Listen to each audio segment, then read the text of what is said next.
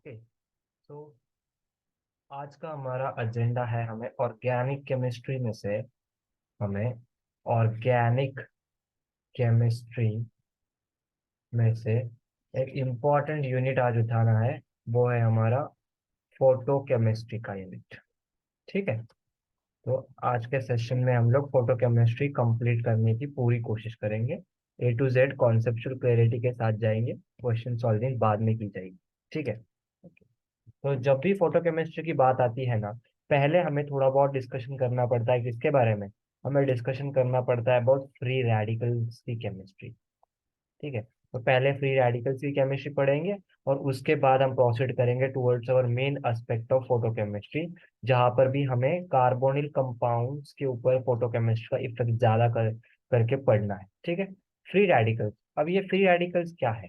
Free radicals actually क्या होते हैं? एक तरीके के रिएक्शन इंटरमीडिएट्स होते हैं। रिएक्शन इंटरमीडिएट यानी कौन? ऐसा एक आधा एंटिटी जो क्या है ना, जब भी रिएक्शन प्रोसीड होगी तो उसके बीच में बनेगी। ठीक है। जैसे कार्बोकेटायंस हुए, कार्बेनायंस हुए, we have carbene, we have nitrene, we have benzyne. वो कैसे रिएक्शन इंटरमीडिएट है। जब भी रिएक्शन एक आध डायरेक्शन में जारी होगी तब बीच में जो एंटिटीज बनते हैं ना, वो होते हैं फ्री, उन्हें कहते हैं हम लोग रिएक्शन इंटरमीडिएट। उसी तरह से एक रेडिकल भी क्या होता है, एक फ्री रेडिकल भी इंटरमीडिएट की तरह ट्रीट किया जाता है। ठीक है। इसका बनना कैसे है? इसका बनना है बेसिकली बाय होमोलाइटिक क्लीवेज से बनता है। जैसे कि मुझे अगर दिया गया एक क्लोरीन मॉलिक्यूल, और इस क्लोरीन मॉलिक्यूल को मैंने हीट या फिर लाइट के प्रेजेंस में रिएक्ट किया, इसका फोटोकेमिकल या फिर हीट के प्रेजेंस में इसका रिएक्शन कैरी आउट किया, तो मुझे क्या मिलेंगे? दो क्लोरीन के फ्री रेडिकल्स मिलेंगे। लेकिन ये करने के लिए भी जब भी एनर्जी इंटरैक्शन होगा क्लोरीन के साथ, और वो एनर्जी बैरियर क्रॉस कर पाएगा। एनर्जी बैरियर को कैसे? एक्टिवेशन एनर्जी बेसिकली किससे रिप्रेजेंट करते? डेल्टा जी, वो एक सिंबल से रिप्रेजेंट करते हैं। अगर वो 243 किलो जूल पर मोल से ज्यादा होगी, तभी क्या हो सकेगा, मेरा जो क्लोरीन का मॉलिक्यूल है वो क्लोरीन फ्री रेडिकल में कन्वर्ट हो पाएगा। Similarly for iodine and bromine का भी केस पढ़ते हैं हम लोग। उनकी भी एक स्पेसिफिक वैल्यू होती है डेल्टा जी की। Yes. Which is like 192। Bromine के लिए होती है वो 192 किलो जूल पर मोल, और आयोडीन के लिए होती है कुछ तो 151 किलो जूल पर मोल। ठीक है। तो फ्री रेडिकल्स की बेसिक चीज पता कर गई। अब हमें देखना है हैलोजनेशन रिएक्शन। ठीक है। हैलोजनेशन रिएक्शन पढ़नी है। तो हैलोजनेशन रिएक्शन किसके ऊपर? On an alkene. Halogenation of an alkene पढ़ना है। तो यहाँ पे जब भी मेरा हेलोजिनेशन होगा, दो वे से मेरा रिएक्शन जा सकता है। एक तो है कि मेरे मुझे मिलेगा मार्कोनिकॉफ प्रोडक्ट, और दूसरा मुझे मिल सकता है एंटी मार्कोनिकॉफ प्रोडक्ट। ठीक है।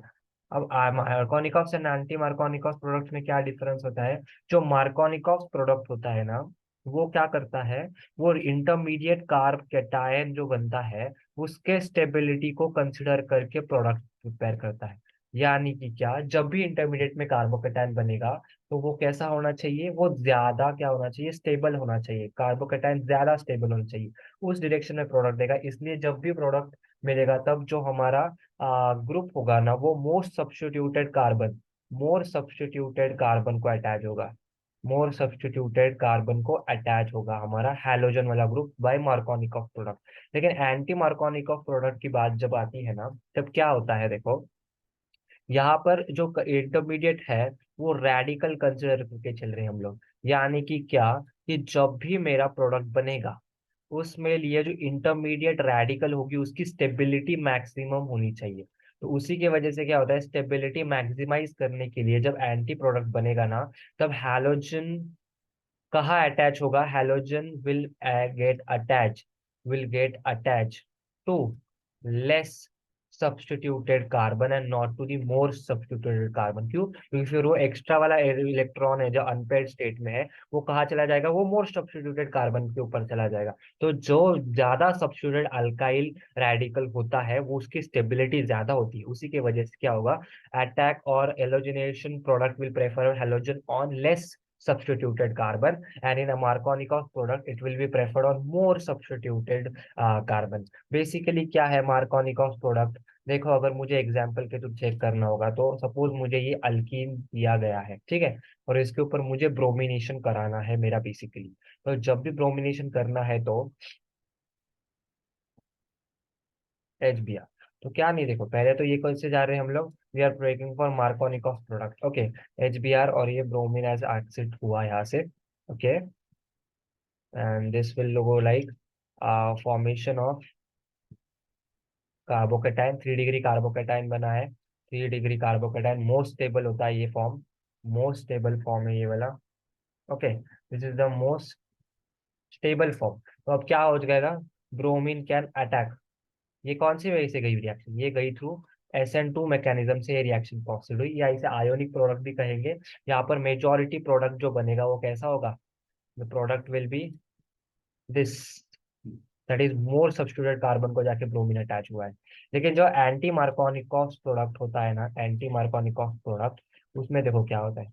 ये हमें अल्कीन दिया गया है, सबसे पहले तो क्या होगा, ब्रोमीन का होमोलाइटिक क्लीवेज होगा, ठीक है, होमोलिसिस होगा to extract our bromine radicals, exactly. तो ब्रोमीन रेडिकल आने के बाद अब जो ब्रोमीन आयन यहाँ से बना है ना, वो क्या करेगा, ये वाले बॉन्ड के साथ इंटरेक्ट करेगा, ये यहाँ चल जाएगा। इसकी वजह से क्या हुआ, ब्रोमीन यहाँ अटैच हुआ जाके, एग्जैक्टली। और इसके ऊपर क्या हुआ, एक रेडिकल हुआ। अब देखो ये जो रेडिकल बन रहा है ना, रेडिकल की स्टेबिलिटी, रेडिकल एंड क्या बोलते हैं अपना, कार्बोकेटाइंस। कार्बोकेटाइंस की जब बात करते हैं ना, अल्काइल वाला, बेसिकली अल्काइल ग्रुप वाला, तो उसमें जो होता है ना, 3 डिग्री की स्टेबिलिटी ज्यादा होती है 2 डिग्री के एज कम्पेयर टू 1 डिग्री के, as compare to methyl bond, okay, या मिथाइल वाला ग्रुप। तो उसी की वजह से ये 3 डिग्री बन रहा है। तो यहाँ पे क्या हुआ, जब मैं अटैक इस टर्मिनल कार्बन या फिर लेस सब्स्टिट्यूटेड कार्बन पे कर रहा हूँ, तो मेरा रिजल्टिंग रेडिकल कैसा बन रहा है, 3 डिग्री रेडिकल बन रहा है, उसकी स्टेबिलिटी ज्यादा होगी। यानी कि मेरा जो प्रोडक्ट बनने वाला है वो कैसा बनेगा, this will be my major product. 91% ये प्रोडक्ट बनता है। और सेकेंड केस में क्या है कि ये इसके बाद क्या हो सकता है, it should like it goes like this, या ये प्रोडक्ट बनेगा 6%, ये लीस्ट प्लेस प्रोडक्ट है, ये मोर प्रोडक्ट है, okay. This is anti Markovnikov product, this is why we prefer anti Markovnikov product. Check करना है, ठीक है, कि कौन से वे से मेथड जा रही है मेथड। हाँ, anti Markovnikov is mostly observe in presence of peroxide जैसी चीजें, और यहाँ पे SN2 मैकेनिज्म से गया था रिएक्शन, बराबर। यस, peroxide होना चाहिए, okay. Next we are discussing about various types, okay. अब मुझे क्या करना है, रेडिकल्स बनानी है। तो देखो रेडिकल्स बनाने के लिए क्या लगता है, एक तो ओके, रेडिकल्स बनाने हैं ना तुम्हें, तो रेडिकल्स बनाने का रेडिकल फॉर्मेशन करना है, रेडिकल फॉर्मेशन करना है। तो रेडिकल कैसे फॉर्म कर सकते हो, एक, तुम होमोलाइटिक क्लीवेज करा दो, होमोलाइटिक क्लीवेज करा दो, किसका, होमोलाइटिक क्लीवेज करा दो तुम किसका, एक हाथ वीक सिग्मा बॉन्ड का भी होमोलाइटिक क्लीवेज करा दो। जैसे ROOR एक बॉन्ड है, सिग्मा बॉन्ड है, इसे क्या कर लो तुम लोग, हीट या लाइट के प्रेजेंस में हम इसका होमोलाइटिक क्लीवेज करा सकते हैं, okay. This will yield me RO radical. दूसरा मैं क्या कर सकता हूँ, दूसरा मैं कर सकता हूँ इज इलेक्ट्रॉन ट्रांसफर कर सकता हूँ, इलेक्ट्रॉन ट्रांसफर। और जिससे क्या होगा, रिडक्शन बेसिकली करेंगे हम लोग। यानी कि जब भी मुझे एक हद कीटोन दिया है, उसमें मैंने एक इलेक्ट्रॉन ट्रांसफर कर दिया, तो it will form like O-, और ये रेडिकल बनेगा, इसे बोलेंगे ketyl radical, this is called as an ketyl radical. तीसरे अभी चांस होते हैं कि बनाने के लिए मेरे पास है, I would go radical from another radical बनाना है मुझे, radical from another radical, okay, radical from another radical. एक रेडिकल से दूसरा रेडिकल बनाना है तब कैसे बन सकते हैं, it can go either bye substitution, substitution से बना सकते हो, एडिशन से बना सकते हो, या फिर तुम बना सकते हो बाय एलिमिनेशन, इधर तुम बना सकते हो by elimination. Substitution is basically, अगर मेरे पास एक्स रेडिकल प्रेजेंट है, Y and Z radicals are already committed, okay, yeah, this is how it will come. We are substituting our z by x, so it will form a x y plus Z radical gets out, substitute हुआ product. दूसरा है कि हम लोग addition कर सकते हैं, जैसे कि अगर एक्स रेडिकल इनकमिंग है, Y and Z are bonded, double bonded, तो यहाँ से गया और ये वाला इनकमिंग है, तो यहाँ से क्या बना मेरा product, X Y Z, this is my new radical form. और एलिमिनेशन में क्या होगा, एक्स वाई जेड रेडिकल है, यहाँ से आया, यहाँ से एक इलेक्ट्रॉन आया, ये देखो एलिमिनेट हुआ मेरा क्या, जेड, तो X Y double bond plus Z radical exit हुआ। ठीक है, इस तरीके से हम लोग क्या बना सकते हैं, we can form radicals from another radical by homolytic cleavage and by electron transfer. अब कुछ रेडिकल्स ऐसे होते हैं जो क्या करते हैं, रेडिकल इनिशिएटर्स होते हैं, यानी वो एक इनिशिएटर क्या काम करता है बेसिकली, देखो अगर कोई रिएक्शन, अगर कोई गाड़ी रुकी है तो गाड़ी तब तक स्टार्ट नहीं होगी जब तक तुम चाबी नहीं लगाओगे, बराबर।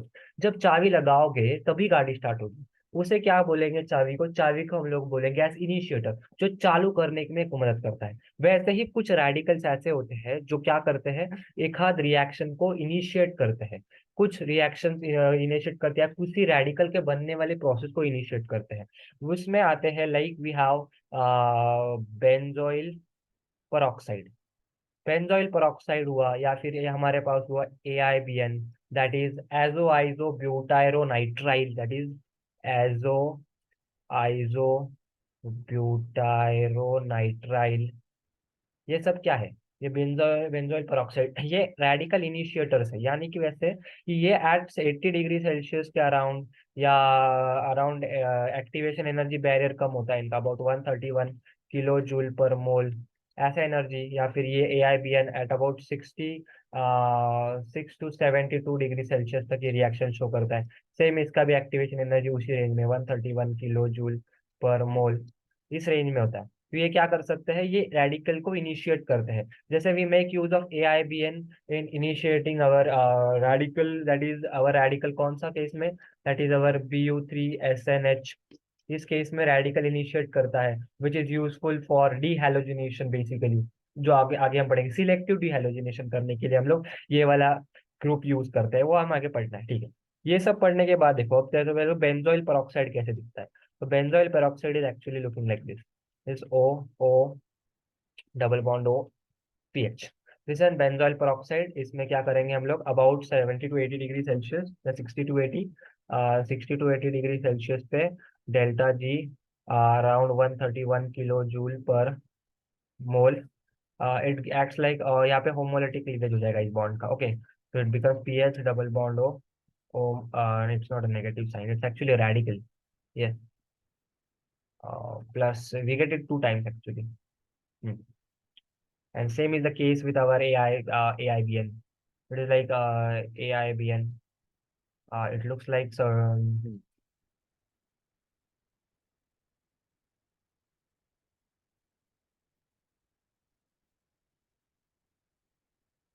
Yeah. यहाँ से भी क्या होता है देखो, यहाँ पे भी हम लोग 66 to 72 डिग्री सेल्सियस पे डेल्टा जी 131 किलो जूल पर मोल के आसपास एनर्जी प्रोवाइड करते हैं। CM radical plus N2 plus we have CM, ये कुछ ऐसे रेडिकल्स बनते हैं, ये इनिशिएट करते हैं आगे की प्रोसेस को, okay, that's not N big issue. ये पढ़ने के बाद हमें क्या पढ़ना है, हमें पढ़ना है हाइब्रिडाइजेशन के बारे में, ओके। तो सबसे पहले हम लोग थोड़ा ऑर्बिटल डायग्राम ड्रॉ करने की कोशिश करते हैं। Yes. अब कार्बन इज, ये रहा हमारा कार्बन, ये रहा उसके ऊपर का लोन पेयर, ठीक है, और ये रहे उसके orbitals.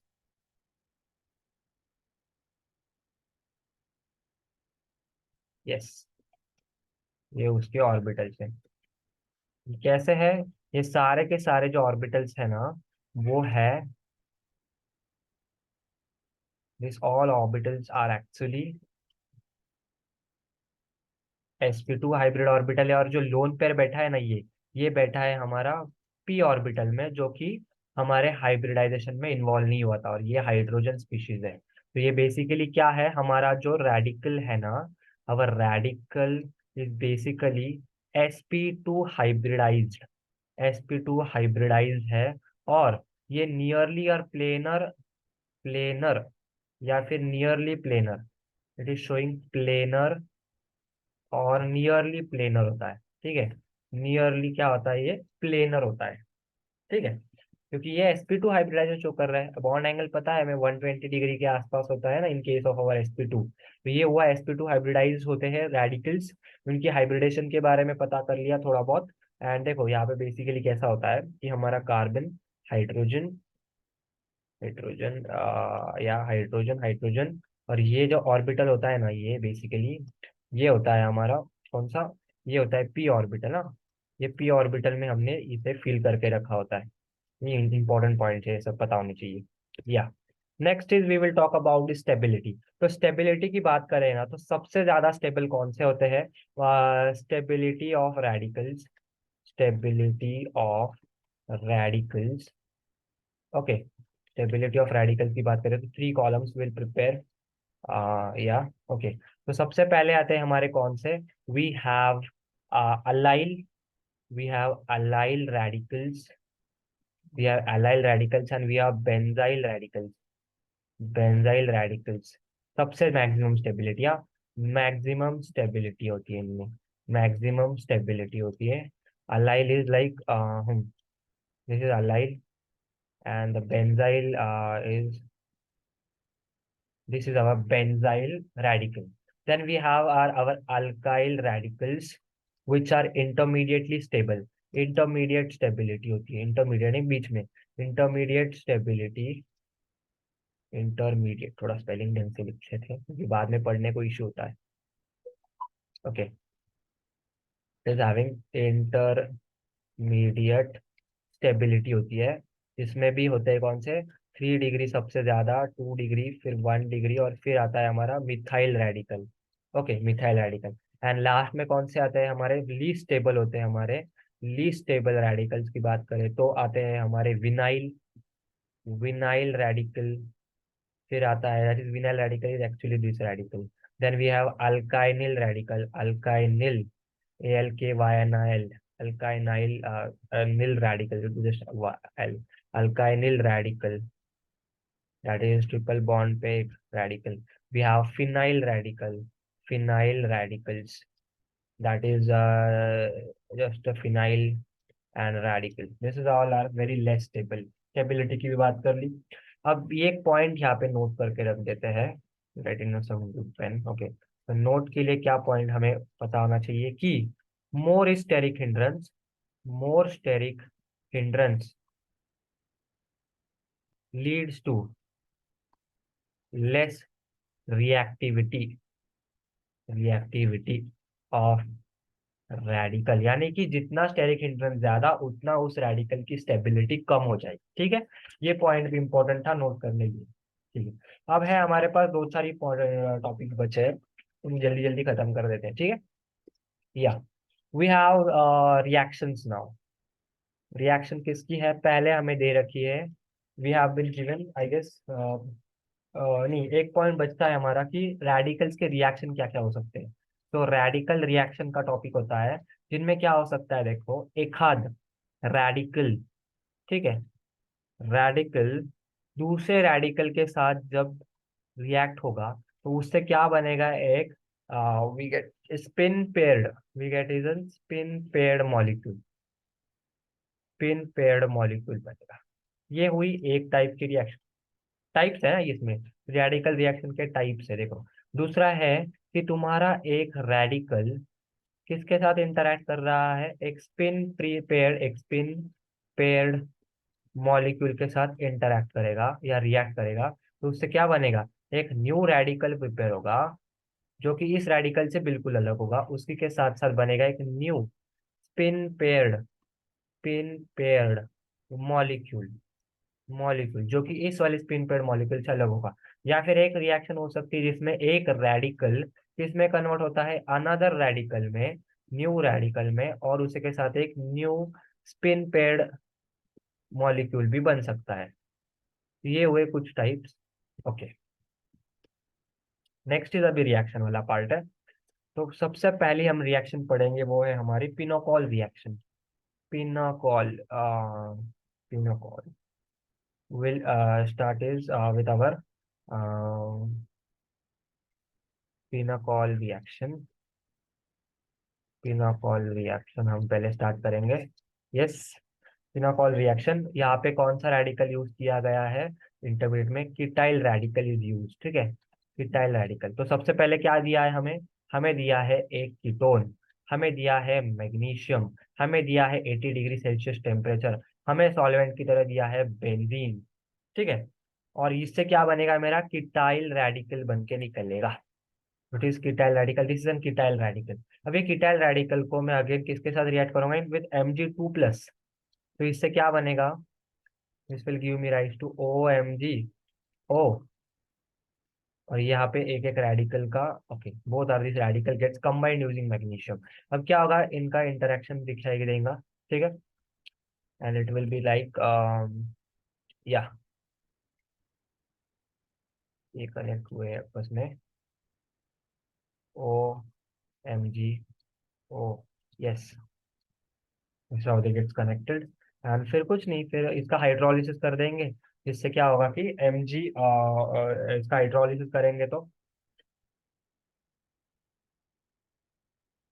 This is an diol product, diol बन गया है, ठीक है। This an diol which is about 43 to 50% form, okay. Reaction याद रखोगे। Next we have is our we have is McMurry reaction. It is McMurry reaction. McMurry reaction में क्या है ना, same we go through is cyclic ketone in this case, and we make use of any kind of TiCl3, we make use of lithium aluminium hydride जैसे good reducing agents का हम लोग use करते हैं, जिससे क्या हो सके, जो TI इज इन TI3 से कन्वर्ट हो गए किसमें? TI इन जीरो स्टेट में कन्वर्ट हो सके, ठीक है। और उसके वजह से क्या बनेगा? मुझे प्रोडक्ट मिल के आएगा कुछ ऐसा, यस, 86% ये प्रोडक्ट बनता है, ठीक है। And at low temperature diol वाला प्रोडक्ट भी बन जाएगा, ठीक है। तो इसका रिएक्शन मैकेनिज्म चेक कर लेते हैं। सबसे पहली पहली चीज हमें क्या करनी है कि TI जीरो स्टेट में आने के बाद क्या होगा?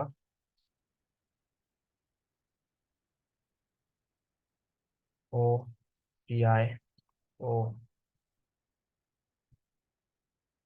यस, ये प्रोडक्ट बनेगा।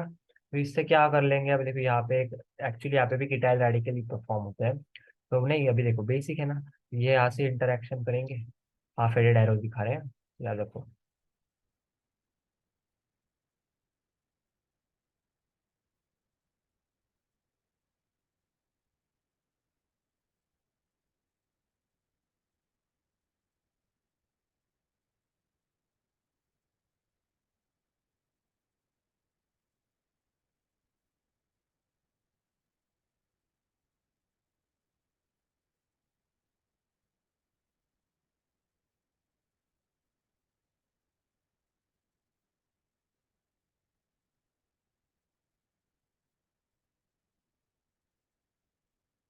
हाँ, this is the intermediate form, okay. ये यहाँ पे ये बनने के बाद क्या करेंगे हम लोग इसे?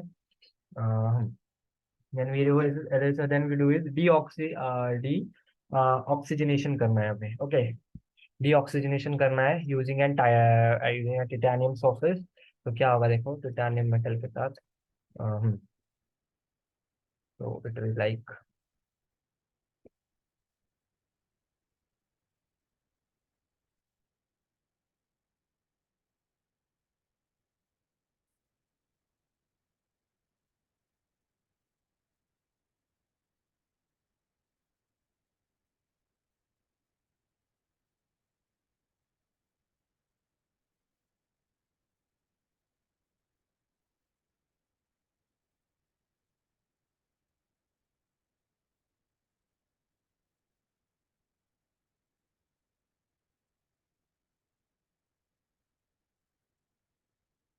This is how your product ends up in McMurry reaction. Basically क्या होता है, फिर वो टाइटेनियम से ये ऑक्सीजन रिमूव कर देता है, ये टाइटेनियम का surface. That's all we can observe in this reaction, in McMurry reaction. Ketyl radical से ये भी क्या होगा? प्रोसीड होगा, okay. This are two types of reaction. Then we have one reaction to be studied and that is our selective we have selective radical, we have selective radical bromination, bromination, ठीक है। उसमें क्या होना है देखो exactly, we are looking forward for substituting N allylic position, allylic substitution, substitution of hydrogen bye bromine, ठीक है। Allylic position पे भी कौन कौन है देखो, सपोज करो मुझे ये एग्जांपल दिया है, तो इसकी ये जो पोजीशन हुई ना, ये अलाइलिक पोजीशन है। तो ये वाले अलाइलिक पोजीशन पे जो हाइड्रोजन है ना, उसे हमें अब्स्ट्रैक्ट करके क्या करना है, वहां पे ब्रोमीन अटैच करना है। This is my selective radical bromination करना है। ये मुझे केस दिया है पढ़ने को, इसे सिर्फ पढ़ के हम लोग छोड़ देंगे पूरी तरीके से, ठीक है।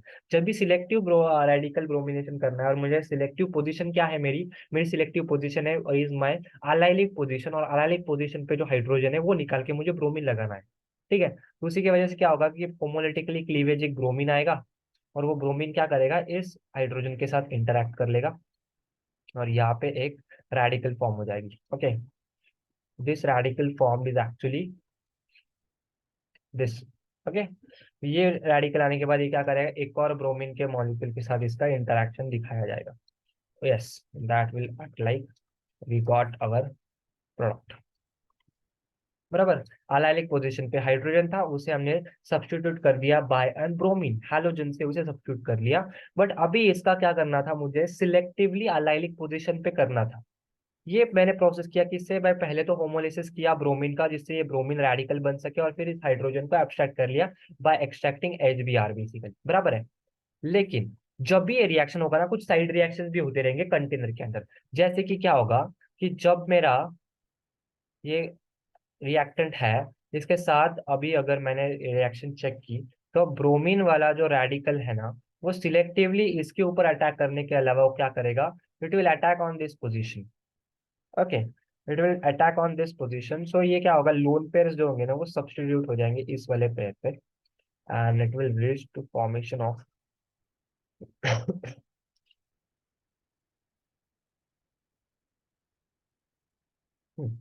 तो ये इक्वल सब्स्टिट्यूट हो जाएंगे, और वहां से क्या हो जाएगा फिर, चलिए देखो, ऐसे ब्रोमीन लग गया, यहाँ पे एक रेडिकल आ जाएगा, और फिर एक ब्रोमीन का मॉलिक्यूल इनकमिंग है, वो इसके साथ इंटरेक्ट करेगा, और ये ब्रोमीन का रेडिकल, तो यहाँ से क्या बनेगा product, it will lead to formation of actually this product which we don't want. We just want to substitute our allylic hydrogen by an bromine. What that is our aim, it is our aim that we need to substitute the halogen, substitute the hydrogen by halogen. But यहाँ पे क्या हो रहा है कि we are actually leading to reduction of this lower reduction of this double bond. यहाँ पे basically हमने वही टेस्ट किया ना, फिर तो वो Br2NCCl4 वाला टेस्ट, यानी क्या हुआ, मैंने चेक किया, ओपन हुआ, एडिशन हुआ, अक्रॉस डबल बॉन्ड दो ब्रोमीन ऐड हो गए। मुझे ये नहीं करना, ये रिएक्शन होता है मिक्सचर में इसे क्वेंच करने के लिए, या इसे नहीं होने देना है, हमें ये वाला रिएक्शन ही फेवर कराना है। तो उसके वजह से हम लोग क्या कर सकते हैं, एक तो मैं ब्रोमीन को बहुत धीरे धीरे ऐड कर दूं मेरे सॉल्यूशन के अंदर, ये एक चीज कर सकता हूँ, या फिर दैट इज स्लो एडिशन कर दूं, स्लो एडिशन कर दूं, या फिर दूसरा है कि जैसे जैसे टाइम के साथ मेरा कंजम्पशन बढ़ेगा, वैसे वैसे मेरा सप्लाई धीरे धीरे होना चाहिए मेरे रिएक्शन के अंदर। तो धीरे धीरे maintain supply to maintain supply at steady rate, at steady and slow rate. मैं क्या कर देता हूँ, मैं स्टेडी एंड स्लो रेट, हम क्या कर सकते हैं, ऐसा ग्रुप इंट्रोड्यूस करा देंगे जिससे क्या हो जाएगा कि मेरा ब्रोमीन धीरे धीरे क्या होता रहेगा, रिएक्शन में आता जाएगा, और वो स्पेसिफिकली क्या करता रहेगा, मेरा अलाइलिक पोजीशन से हाइड्रोजन के ऊपर का वो हाइड्रोजन निकाल के वहां पे ब्रोमीन से सेट कर देगा, ठीक है। ये कर सकता है, तो उसके वजह से ये, तो ऐसा कौन सा ग्रुप है, तो वो होता है हमारे पास NBS, वो which we call as N succinamide and bromosaccinamide, is called as N bromo wait N bromosuccinamide, is called as an N bromosuccinamide, succinamide नाम है, बहुत अच्छा फनी है, लेकिन इट्स गुड एक्चुअली, सैनिमाइड। इसको हम लोग किसके साथ, CCl4 के साथ देंगे, तो क्या होगा, सिलेक्टिवली रिएक्शन हो जाएगा हमारा ठीक है। बेसिकली एनबीएस क्या करता है, वो एक कांस्टेंट फ्लो मेंटेन करता है ब्रोमीन का, जब से जैसे लगेगा वैसे वैसे मिलेगा। तो उसके वजह से क्या होगा, एक्सेस में नहीं जाएगा, एक्सेस में गया तो क्या होगा, ये साइड वाली जो रिएक्शन है ना, ये एडिशन रिएक्शन, ये एडिशन रिएक्शन है ना, ये हो जाएगी। तो ये अवॉइड करने के लिए हम लोग क्या करते हैं, स्लो स्टेट पे हम हमारा ब्रोमीन का इनपुट मेंटेन कर देते हैं इन द रिएक्शन। ओके, ये ऐड करके चलना है। अब सिमिलरली अभी मैंने हेलोजिनेशन कर लिया, डायरेक्ट यूज नहीं करते बेसिकली ब्रोमीन को हम लोग, एक हाथ से ग्रुप से उसे ले लेते हैं। उसी की वजह से जब भी अभी मेरे रिएक्शन होनी है, देखो ये हुआ, मैंने इसमें क्या डाल दिया, इसमें मैंने डाला NbS इन CCl4। तो यहाँ से मेरा रिएक्शन का प्रोडक्ट बन के आएगा, we will get is bromine. और ये 86% तक का यील्ड शो करता है। Okay, yes. इसको तो क्वेश्चन भी दिए एक्चुअली उन्होंने। ये क्वेश्चन था देखो, ये दे रखा है। हम्म, में दे रखा है उन्होंने NbS इन CCl4। तो कहाँ का अटैक कर सकता है, एक यहाँ इस ग्रुप पे अटैक कर देगा, और इस ग्रुप पे अटैक कर सकता है, बराबर है। यस, तो NbS generally attacks position away from your electron donating group. तो ये यहाँ पे अटैक हो जाएगा, यहाँ पे ब्रोमिनेशन हो जाएगा। वो एक स्टेबिलिटी के बारे में भी बात नहीं किया है मैंने एक्चुअली। स्टेबिलिटी की बात कर रहे थे ना, तब एक पॉइंट छूट गया था कि जो स्टेबिलिटी की बात करेंगे ना, जब भी हम लोग हमारे रेडिकल्स की, तो जब भी रेडिकल्स के स्टेबिलिटी की बात होगी, आगे गया, रेडिकल्स के स्टेबिलिटी की बात होगी, तो ये भी पता करना है कि जब भी कॉन्जुगेशन होगा, या रेजोनेंस होगा, या फिर कोई इलेक्ट्रॉनिक विड्रॉइंग ग्रुप लगा होगा, या इलेक्ट्रॉन डोनेटिंग ग्रुप दोनों लगे होंगे, तब भी स्टेबिलिटी होगी। क्यों? क्योंकि ये पार्शली कार्बोकेटायन है, पार्शली कार्बोनाइन की तरह एक्ट कर रहा है। इलेक्ट्रॉन है भी नहीं भी, इलेक्ट्रॉन की डेफिशिएंसी है भी, इलेक्ट्रॉन की डेफिशिएंसी नहीं भी है। एक तरीके से देखा जाए तो क्या दोनों की दोनों ग्रुप क्या करेंगे, प्रमोट करेंगे या स्टेबलाइज करेंगे, that is electron withdrawing group as well as electron donating group. दोनों के दोनों क्या करेंगे, रिएक्शन को रेडिकल जो बनेगा उसे स्टेबलाइज करेंगे। ठीक है, ये पॉइंट था इंपॉर्टेंट, उसे बताना इंपॉर्टेंट लगा मुझे।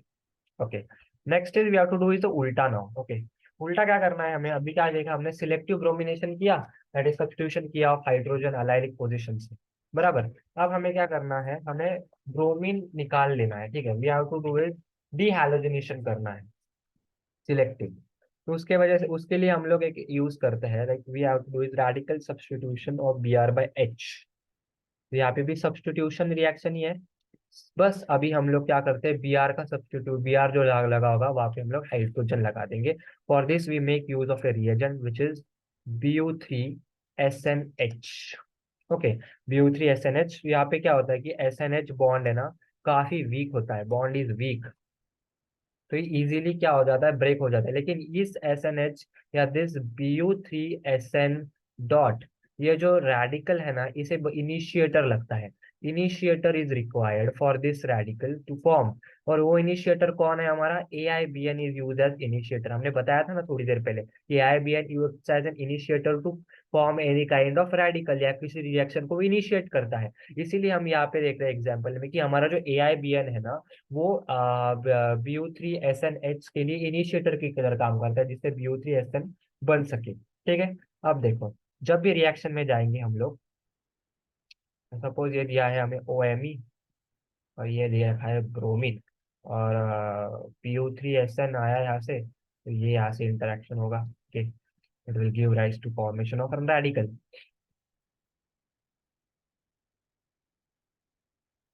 OMe और यहाँ से H।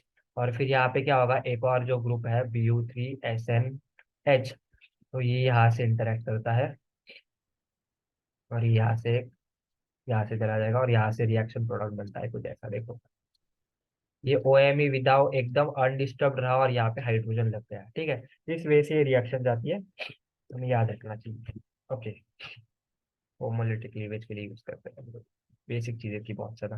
एक एग्जाम्पल भी था, देखो ऐसे दिया था उन्होंने कि दो साइक्लोहेक्सेन रिंग्स अटैच कर रखी थी एक दूसरे से, और एक के ऊपर डबल बॉन्ड ऑक्सीजन लगा रखा है, और ये वाला जो पोजीशन है यहाँ पे हम लोगों ने लगा रखा है ब्रोमीन, और यहाँ से लगा रखा है हाइड्रोजन, यहाँ लगा रखा है हाइड्रोजन।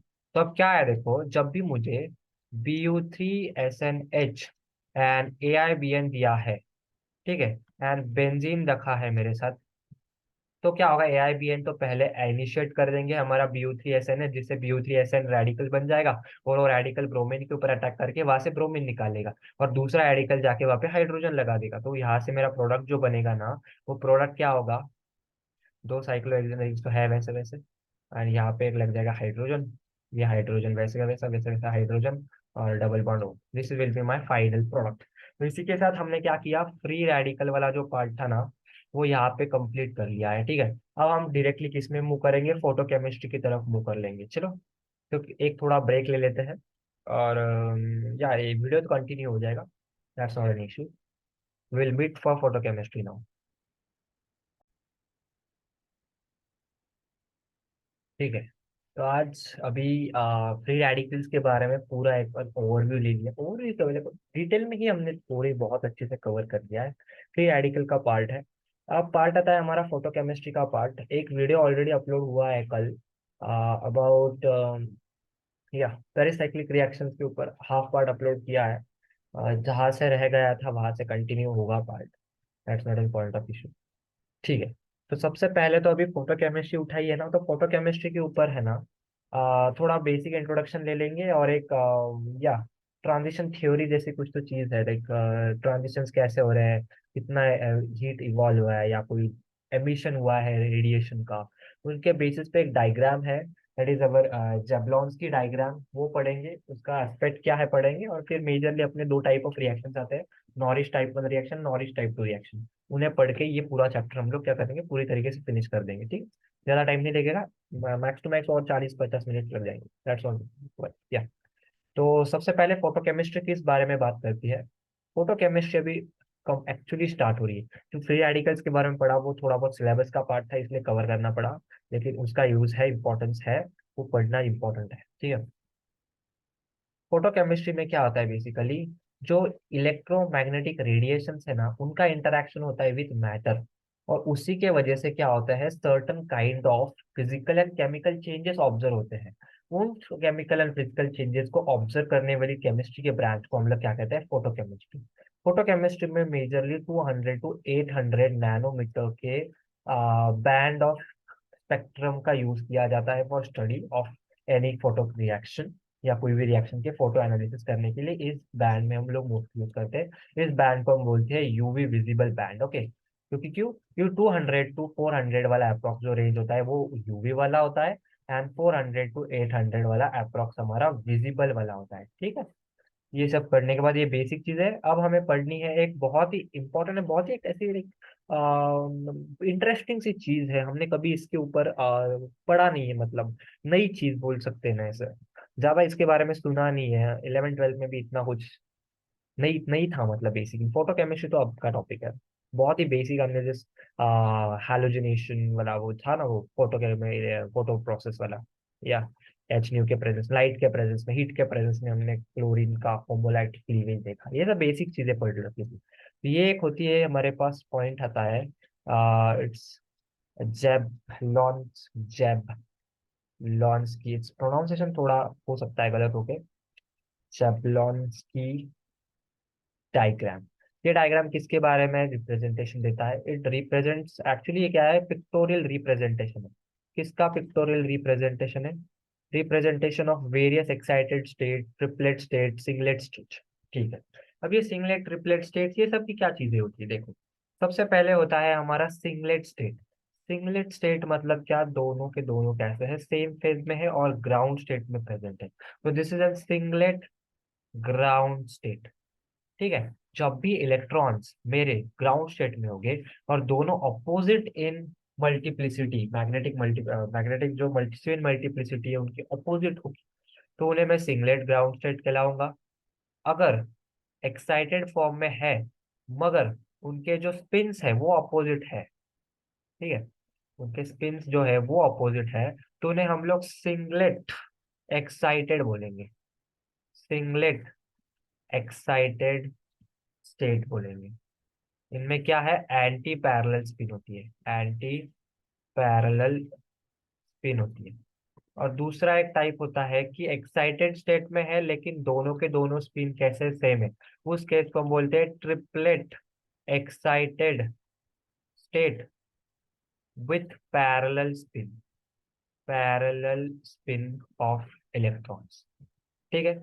एक टर्म होती है स्पिन मल्टीप्लिसिटी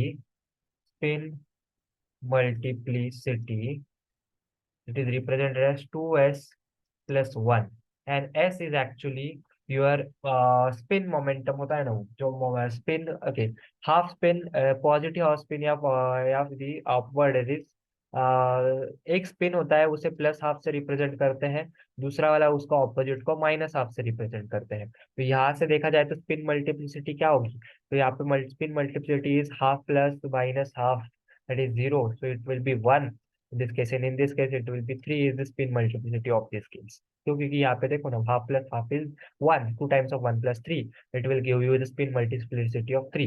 अब जेबलॉन्स के डायग्राम के ऊपर आते हैं, तो सबसे नीचे जो ठीक है, तो हमारा जो वाई एक्सिस है ना वो क्या नोटेट करता है, क्या डिनोट करता है, it donates basically it denotes basically energy, थोड़ा हो जाता है, एनर्जी रिप्रेजेंट करता है। और सबसे नीचे वाला जो एनर्जी लेवल होता है दैट इज S0, ये क्या है, ग्राउंड स्टेट है। ठीक है, ये क्या है, ये हमारा ग्राउंड स्टेट है। ठीक है, ग्राउंड स्टेट है या फिर ये सिंगलेट ग्राउंड स्टेट है, S0 से रिप्रेजेंट करते हैं जब भी इलेक्ट्रॉन्स होंगे ग्राउंड स्टेट में वो सारे। और ठीक है, ये S0 है, इसमें कुछ एक्साइटेड स्टेट्स है जैसे कि we have is our S2। S2 is also an excited singlet state. Then we have is S1, which is also an excited state.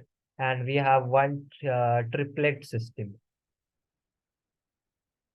हाँ, और उस केस में यार ये क्या हुआ अपना, ये हुआ S2, ये हुआ S1, and this is our T1। So every corresponding singlet system has an excited triplet system। Okay, तो वहां पे क्या होता है कि जब भी मेरे इलेक्ट्रॉन जो प्रेजेंट होंगे वो एनर्जी एब्जॉर्ब करके कहाँ चले जाएंगे, they will move to an excited singlet state 2 और सिंगलेट स्टेट 1, या फिर वो ट्रांजिशन स्टेट ट्रिपलेट स्टेट 1 में चले जाएंगे। ठीक है, तो जब भी इलेक्ट्रॉन होंगे जो सबसे ओके, ये जो डिफरेंट एनर्जी लेवल्स दिख रहे हैं ना इन अ पर्टिकुलर सिंगलेट स्टेट और पर्टिकुलर ट्रिपलेट स्टेट, इनको हम लोग क्या बोल सकते हैं, इन्हें हम बोलते हैं vibrational states. Okay, this are vibrational states. Okay, और जब भी मुझे ये पता करना है कि जब भी ग्राउंड स्टेट में कोई भी इलेक्ट्रॉन्स होंगे ना वो कौन से इसमें प्रेजेंट होंगे, they will be present at the bottom most, जो बॉटम मोस्ट वाला ये है हमारा वाइब्रेशनल स्टेट है, उसमें दोनों के दोनों इलेक्ट्रॉन पेयर्स होंगे। और जब भी एक्साइटेशन होगा तो they can move to any of the electronic state, that is either वो कैन मूव टुवर्ड्स S2। ठीक है, दे कैन मूव टुवर्ड्स S2।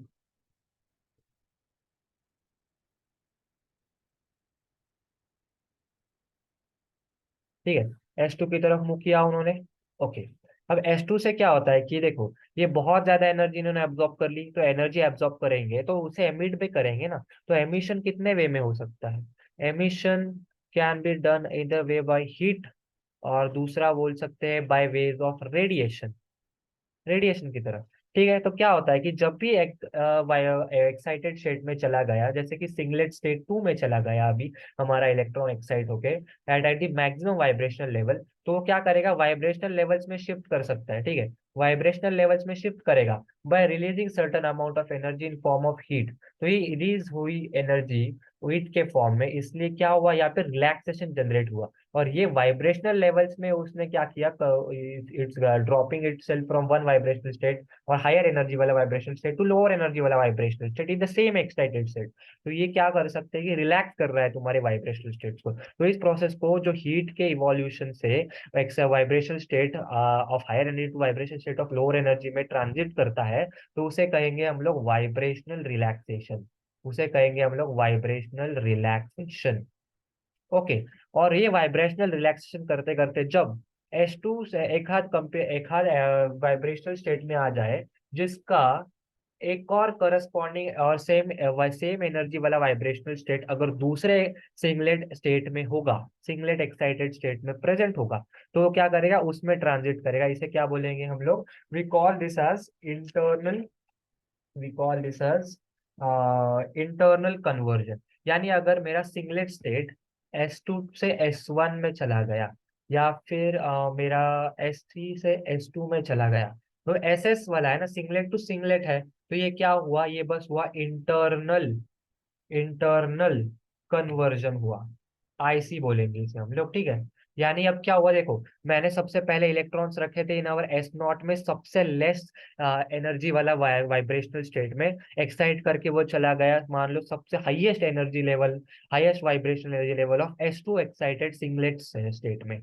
तो वहां से वो रिलैक्स करते करते, वाइब्रेशन स्टेट को रिलैक्सेशन करते करते वो पहुंच जाए ऐसे वाले एक वाइब्रेशन स्टेट में, जिसकी एनर्जी लेवल के करस्पॉन्डिंगली एनर्जी लेवल वाला vibration state S1, that is another singlet, singlet first excited state present है। तो ये इलेक्ट्रॉन क्या करेगा, अभी यहाँ पे ट्रांजिट कर देगा, तो ये यहाँ पे चले जाने वाले प्रोसेस को हम कहते हैं IC, this called as internal conversion.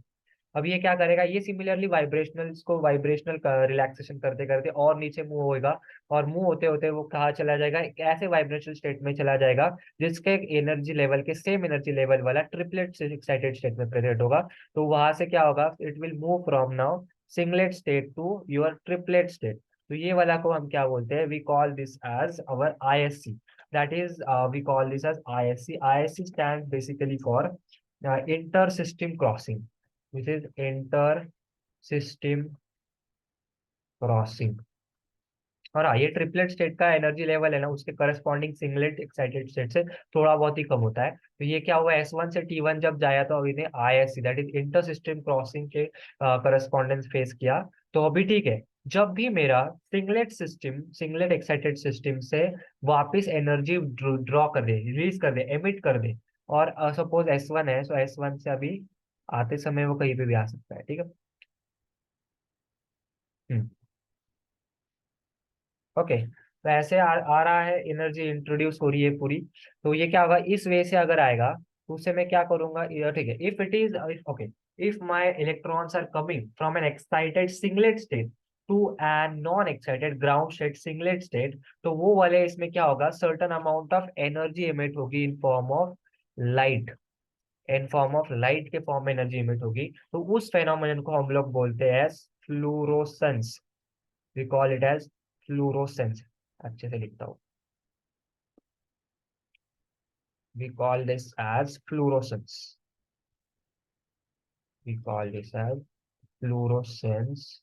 And जब भी अगर ट्रिपलेट से एक्साइटेड स्टेट से ग्राउंड स्टेट में अगर एनर्जी का इंट्रोडक्शन हो रहा है, अगर ट्रिपलेट स्टेट से नीचे आया बाय एमिटिंग सर्टन रेडिएशन, तो उसे हम लोग बोलेंगे फॉस्फोरेसेंस, फॉस्फोरेसेंस, RESCENE, फॉस्फोरेसेंस बोलते हैं इस फेनोमिनन को, ठीक है। तो बेसिक फेनोमिनन्स के ऊपर चर्चा कर ली हमने। ये पूरा एक डायग्राम होता है, ओके, जिसे कि हम लोग बोलते हैं जेबलॉन की diagram. It basically shows that कैसे ट्रांजिशन होता है एक्साइटेड स्टेट्स में वगैरह, ठीक है। या next we have to study is how do we excite an molecule actually. Excite करने के लिए कौन से मेथड्स है, पहला है कि you directly provide heat to it, वो एक्साइट हो जाएगा, लाइट प्रोवाइड करो एक्साइट हो जाएगा। दूसरा है कि तुम पहले एक हाथ मॉलिक्यूल को एक्साइट करो, वो क्या करेगा, दूसरे वाले को एक्साइट कर देगा, ठीक है। नाउ सपोज करो तुम्हारे पास एक हाथ सिस्टम है, जो कि है हमारी डोनर सिस्टम, ठीक है, of energy from excited donor to, okay. तो सपोज कर लो तुम्हारे पास क्या है, एक डोनर स्पीशीज, डोनर वाला सिस्टम है, जिसकी क्या है, हाई एफिशिएंसी है, हाई एफिशिएंसी है किसकी, it has high efficiency of ISC, that is inter system crossing की उसकी एफिशिएंसी ज्यादा है। तो क्या होगा, इंटर सिस्टम एफिशिएंसी अगर ज्यादा होगी, तो उसके वजह से क्या होगा कि हमारा जो प्रोडक्ट है वो क्या करेगा, प्रोड्यूसेस, वो क्या करेगा, प्रोड्यूसेस ट्रिपलेट सिस्टम एक्साइटेड इन हाई यील्ड, हाई यील्ड में ये प्रोड्यूस करेगा ट्रिपलेट सिस्टम, ओके। और इट हैज और उसमें क्या होगी, सम एक्साइटेशन एनर्जी होगी, सम एक्साइटेशन एनर्जी होगी, और कोई एक्सेप्टर स्पीशीज होगा ना, एक्सेप्टर मॉलिक्यूल या एक्सेप्टर एंटिटी होती है, ठीक है, एक्सेप्टर एंटिटी होती है, एक्सेप्टर एंटिटी होती है। तो ये क्या करता है, देखो डोनर एटम है, उसकी हाई एफिशिएंसी किसकी है, ठीक है, अब सपोज करो तुम्हारे पास एक डोनर एटम है, ये क्या कर सकता है, इसकी हाई एफिशिएंसी है ऑफ इंटर सिस्टम क्रॉसिंग। यानी कि ये क्या कर सकता है, ये वाइब्रेशनल रिलैक्सेशन करते करते आ जाएगा from excited state to our triplet state में। यानी कि ट्रिपलेट सिस्टम बनाने की इसकी क्षमता बहुत ज्यादा है, क्योंकि इसकी एफिशिएंसी ज्यादा है, इसकी यील्ड भी मैक्सिमम होगी, क्योंकि ये ट्रिपलेट सिस्टम एक्साइटेड सिस्टम बना रहा है। तो ये एक्साइटेड सिस्टम में क्या होगा, सर्टेन अमाउंट ऑफ एनर्जी होगी एक्सेस में जो इसने एब्जॉर्ब कर रखी है। ये एनर्जी क्या होती है, वो एक्सेप्टर मॉलिक्यूल को डोनेट कर देता है, जिससे ये क्या हो जाएगा, एक्सेप्टर मॉलिक्यूल एक्साइट हो जाएगा और हमारा डोनर वापस ग्राउंड स्टेट में चला जाएगा। ये होती है सेकेंड प्रोसेस। ओके, तो चेक करते हैं कैसे। अगर तुम्हारे पास मान लो डी सिस्टम है, तुमने इसे एनर्जी देके एक्साइट करा दिया बाय फोटो इफेक्ट, और उसके बाद क्या करते हैं हम लोग इसमें डी स्टार, ये एक्साइट करते करते ये क्या हुआ, या ये क्या करे, वाइब्रेशनल रिलैक्सेशन करते करते कहाँ चला गया, क्योंकि इसकी एफिशिएंसी ज्यादा है to got in a triplet system, तो ट्रिपलेट सिस्टम में चला गया। और यहाँ पे जो एनर्जी है ना, ये क्या कर देगा इसे with when it reacts with an a acceptor species, जो कि नॉन एक्साइटेड स्टेट में है, ये क्या हो जाएगा, पूरी तरीके से ए भी ट्रिपलेट सिस्टम में चला जाएगा and the will come back to its ground state. ऐसा होता है देखो। यानी कि यहाँ था डोनर एटम था इन इट्स ग्राउंड स्टेट, उसे पहले फॉस्फो इफेक्ट दिया, यानी फोटो इफेक्ट दिया, तो फोटो इफेक्ट की वजह से क्या हुआ, एक्साइट हो गया, एक्साइटेड की वजह से स्टार से डिनोट किया है। तो जो स्टार वाला था उसने क्या किया, वो नीचे एनर्जी लेवल्स में ट्रांजिट करने लगा by doing vibration relaxation by emitting heat as energy. तो उसके वजह से वो किस में आया, वो it come into our triplet state में आ चला गया। ट्रिपलेट स्टेट में आने के बाद उसने क्या किया, एनर्जी एक्सचेंज किया with an acceptor molecule which was in its ground state, और फिर वो किस में कन्वर्ट हुआ, वो उसके ट्रिपलेट सिस्टम में कन्वर्ट हुआ, और अपना जो डोनर वाला था वो वापस किस में आ गया, वो वापस से ग्राउंड स्टेट में आ गया। तो this is an another way of doing it. ठीक है, अब कुछ ट्रांजिशन वाले पॉइंट है कि अगर मान लो तुम्हारा जो ग्राउंड स्टेट है S not which is also in singlet state, ठीक है, इसको अगर मैं लाइट प्रोवाइड करूं और इसका ट्रांजिशन हो गया into S one vibrational state में, ठीक है, वाइब्रेशनल स्टेट में, तो यहाँ पे क्या हुआ, यहाँ पे हुआ है बेसिक एक्साइटेशन। ठीक है, दूसरा केस था कि अगर एस वन वी कन्वर्ट हुआ किस में, कन्वर्ट हुआ इनटू एस वन में प्लस हीट, यानी हायर एक्साइट वाइब्रेशनल स्टेट से लोअर वाइब्रेशनल स्टेट में आया बाय रिलीज ऑफ हीट, तो इसे मैं क्या बोलूंगा, इसे मैं बोलूंगा वाइब्रेशनल रिलैक्सेशन, वाइब्रेशनल रिलैक्सेशन बोलूंगा। ठीक है, क्योंकि हायर एनर्जी लेवल से लोअर में आया, लेकिन एस वन है, सेम एक्साइटेड स्टेट है, एस वन भी सेम ही एक्साइटेड स्टेट में, लेकिन वी यानी क्या, vibrational state, excited vibrational state से लोअर वाइब्रेशनल स्टेट में आ गया by releasing heat. Heat accept नहीं किया, रिलीज किया, तो उसकी वजह से क्या हुआ कि हीट जब रिलीज होगा तो वाइब्रेशनल रिलैक्सेशन होगा। फिर एस वन से ट्रांजिट किया into S not by giving heat, तो this is internal IC in conversion. Heat दिया, तो हीट यहाँ पे लाइट दिया ना, तो it's not in conversion. S one it is actually S not, S one से S not, so it is fluorescence, this is fluorescence. ठीक है, एस वन है एक्साइटेड सिंगलेट स्टेट से ग्राउंड स्टेट, सिंगलेट स्टेट में entry हुआ by emission of certain radiation, तो उसे fluorescence कहते हैं। Okay, then we have S one which get converted which come to S node by releasing certain amount of heat, then उस process को हम बोलेंगे इंटरनल कन्वर्जन। नेक्स्ट इज या ये भी हो सकते हैं कि S one S two get converted to S one plus heat, ये भी इंटरनल कन्वर्जन है, ये एस टू है, तो ढंग से लिखो तो जरा। Yes, next process can be like we move from S one, we went to into T1 vibrational plus heat, ये हुई हमारी इंटरनल सिस्टम क्रॉसिंग। ठीक है, ये हुआ, और फिर T1 gets converted to S not plus H nu, तो इसे कहेंगे हम लोग phosphorescence, phosphorescence R E S C N C, phosphorescence. We have now again या S one plus A times of S not, acceptor है हाँ ये, तो it's actually S not plus A times of S one, this is actually again singlet singlet transfer, या फिर इसे कहते हैं हम लोग फोटो सेंसिटाइजेशन। ओके, ये जो प्रोसेस थी ना, इसे क्या कहते हैं हम लोग? फोटो सेंसिटाइजेशन कहते हैं, ठीक है। फोटो सेंसिटाइजेशन कहते हैं, फोटो सेंसिटाइजेशन, सेंसिटाइजेशन। और जो डोनर वाला स्पीशीज होता है ना, उसे फोटो सेंसिटाइजर कहते हैं। डोनर को फोटो सेंटिसाइजर कहते हैं, ठीक है, स्पेलिंग देख लेना बस। फोटो सेंटिसाइजर कहते हैं। नेक्स्ट ये हुआ, और उसके बाद ये क्या हुआ? ये फोटो सेंसिटाइजेशन टेस्ट है। यहाँ पे सिंगलेट सिंगलेट इंटरेक्शन है, सिंगलेट ट्रिपलेट इंटरेक्शंस भी होते हैं, ठीक है। तो इसके साथ ये क्या चैप्टर हुआ? अब हमें क्या पढ़ना है? हमें चेक करना है कार्बोनिल कार्बोनिल कंपाउंड्स की फोटोकेमिस्ट्री पढ़नी है, जिसमें हमें पढ़ना है alpha cleavage, we have beta cleavage,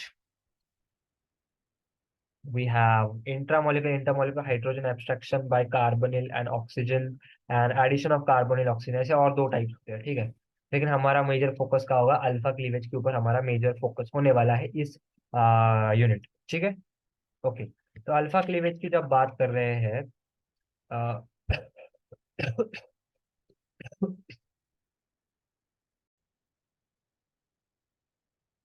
yes, so under alpha cleavage we have our first reaction, that is Norrish type 1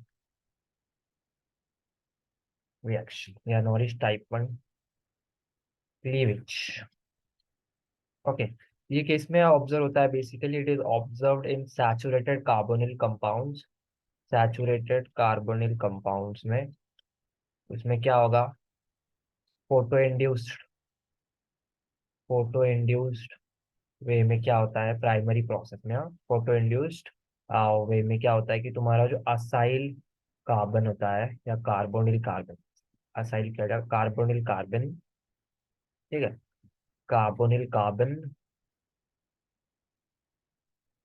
carbonyl carbon and your alpha carbon के बीच का बॉन्ड क्लीव हो जाता है होमोलाइटिकली, कार्बन बॉन्ड क्लीवेज। कैसा? Homolytically. This is our primary process, this comes under the primary process, ठीक है। Primary process के अंदर ये आता है। Okay, next we have to study about is what are its secondary processes.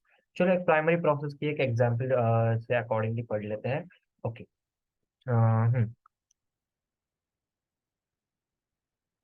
Decarbonisation.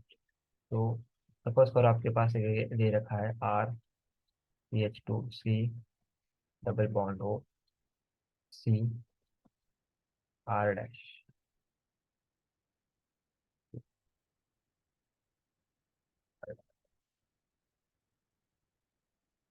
Okay, तो H new के presence में C, double bond O plus CH2, R double dash, R prime. This is what we get as our primary product of profit, primary product। Okay, अब इसमें secondary products बनेंगे। First of all क्या हो सकता है? First of all हो सकता है decarbonization. We can go through is decarbonylation of acyl, acyl radical. ये भी कौन से फेज में? सिर्फ गैस फेज में होता है acyl radical, only when it is in gas phase. Gas phase में असाइल रेडिकल का डीकार्बोनाइलेशन होगा, बाय स्टेबिलिटी बढ़ेगी उसकी वजह से, इसीलिए, ठीक है। तो कैसा होगा देखो, it will be like RCH2, C, double bond O, it will give rise to RCH2 plus carbon monoxide gas evolve हो जाएगा। दूसरा this are all secondary process happening. Okay, primary process में क्या हुआ कि फोटो इंड्यूस्ड वे में क्या हुआ? एक असाइल असाइल रेडिकल प्रिपेयर हुआ, this is our acyl radical. और ये कौन सा? ये हमारा अल्काइल रेडिकल प्रिपेयर हुआ, बराबर। अल्काइल रेडिकल प्रिपेयर हुआ थ्रू प्राइमरी प्रोसेस, ठीक है, नॉरिश वन चल रहा है। नॉरिश वन प्राइमरी और सेकेंडरी रिएक्शन में बटा हुआ है बेसिकली। तो प्राइमरी में acyl radical and alkyl radical बना। और सेकेंडरी प्रोसेस में क्या होता है कि फर्स्ट ऑफ ऑल अगर गैस फेज में है तुम्हारा असाइल रेडिकल, तो वो क्या हो जाएगा, वो डीकार्बोनाइलेशन शो करेगा, जिससे कार्बन मोनोऑक्साइड गैस इवॉल्व हो जाएगी and it will give rise to formation of another alkyl radical. अब alkyl radicals will convert to form alkanes. Alkane बनेंगे from alkyl radicals, from alkyl radicals. ठीक है, जैसे RCH2 plus CH, R double dash R dash. Okay, इनका recombination दिखा दो। Yes.